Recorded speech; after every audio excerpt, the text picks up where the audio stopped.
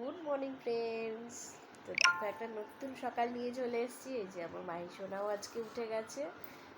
এখন বাজে হচ্ছে প্রায় 7:30 মতো। আর মাহি আজকে আমাকে ডেকেছে, তো ওকে নিচে নিয়ে যাবো। আমরা তো দোতলায় শুয়ে থাকি, তো এখন নিচে যাব। নিচে গিয়ে আমি ফ্রেশ হবো, ওকে ফ্রেশ করবো, ওকে খাওয়াবো, আমি চা করে খাবো।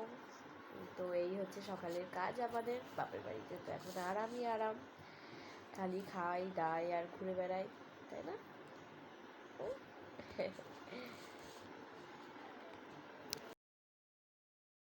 দেখো সকালবেলায় উঠে ব্রেকফাস্ট তো করতেই হবে, আর অনেক দিন পরে একটা ব্রেকফাস্ট তোমাদের সঙ্গে শেয়ার করলাম আমি।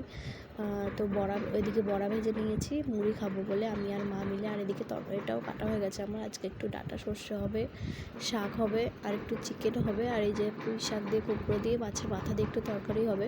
তো আমার এই আওয়াজটা ব্যাক সাইডে আওয়াজ হচ্ছে, আমাদের পাশের বাড়ি একটু কাজ হচ্ছে, সেই জন্য দেখো সকালবেলায় এই যে মুড়ি নিয়ে বসে পড়েছি। তোমাদের দেখালাম যে বড়া ভাজা করলাম বেসনের আর পেঁয়াজ দিয়ে। তো তাই দিয়ে আর কি তাই দিয়ে আর কি মুড়ি মাখালাম, আমি খাচ্ছি। আর মা এখন ঠাকুর পুজো করে তবে খাবে। আর এই যে মাহি এখন দেখেছো ঘরের অবস্থা, দেখেছো সকালবেলাতেই শুরু হয়ে গেছে ওর। কোথায় যাবা খেলা করতে? বাবারে আস্তে আস্তে। তো দেখো এখন হচ্ছে বিকেলবেলা, দুপুরবেলা খাওয়া দাওয়া করে একটু শুয়েছিলাম, একটু রেস্ট নিয়েছিলাম। তো তারপর বিকেলবেলায় এখন মাহিকে নিয়ে এখন রাস্তায় যেতে হবে। ওই সামনেটায় আমি বসে থাকি, ওর একটু খেলা করে বেড়ায় ওর দিদিভাইদের সাথে। তো তার জন্য কি আর বাচ্চা তো বাইরে না বেরোলেও একটু মুডটা ফ্রেশ হয় না, তাই আর কি। হ্যালো এভরিওয়ান, গুড মর্নিং সবাইকে। তো দেখো এখন বাজে হচ্ছে ঘড়িতে 9:15, মাথার উপরেই ঘড়ি আছে। তো 9:15 মতো বাজে, আর উঠেছে হচ্ছে ওরকম 8:15 মতো। মাইকে দুধ খাওয়ানো হয়ে গেছে। আর মামামের তো আজকে স্কুল ছুটি, যেহেতু 5 এপ্রিল। তো মামামকেও দুধ খাওয়ানো হয়ে গেছে। ওর পিমনি এসেছিলো, তো ওর পিমনির সাথে বাড়ি গেছে। আর মাই এই যে খেলা করছে। তো এই যে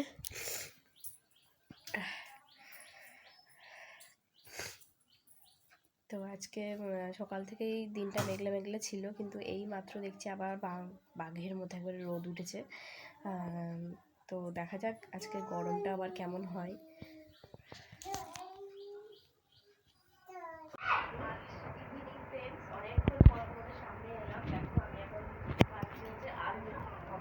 চিকেন আর বসালাম হচ্ছে পায়েস। কেন বলো তো? কারণ আজকে আমার বোনের বার্থডে। তো ও তো এখানে নেই, ও শ্বশুরবাড়িতে আছে। তো ওকে মা ডাকলো, বলো আই আমি একটু রান্না করে দেবো। শ্বশুরবাড়িতেও রান্না হয়েছে, বাট মায়ের মন যেহেতু, আর আমিও আছি, তাই ভাবলাম তাহলে এই বেলাটা আমাদের এখানে খেয়ে নিই। তাই আর কি বলা হয়েছে। তোমাদের দাদাভাইও খাবে আর আমার বোনের হাজব্যান্ডও খাবে। তো বোন বিকালেই এলো। তো আমি এখন রান্না বান্না করছি, আর মা গেল হচ্ছে একটু দোকান। তো চলো রান্নাটা করি, তারপর তোমাদের সঙ্গে। তো দেখো এটা হচ্ছে পরের দিনের ব্লগ। আগের দিনের ব্লগটা যেহেতু খুব ছোট নেওয়া হয়ে গেছে, তাই আর কি আজকে দিনটাও একটু অ্যাড করে দিলাম। তো এই যে আমার এখন লাল লাল ঝোল হয়ে গেছে, যেটা বাড়িতে সবাই পছন্দ করে। আর হচ্ছে তার সঙ্গে ভাত ছিল গরম গরম। রাত্রেবেলায় আর কি রেসিপি করা যায় বলো তো? আর হচ্ছে সাথে পায়েস, মা ওকে একটু পায়েস রান্না করেই দিয়েছে। আর কাউকে তেমনই কিছু বলা হয়নি, বোন আর বোনের বরই খেয়েছে, আর তোমাদের দাদা ভাই। ব্যাস। তো আজকের মতো টাটা, গুড নাইট সবাইকে।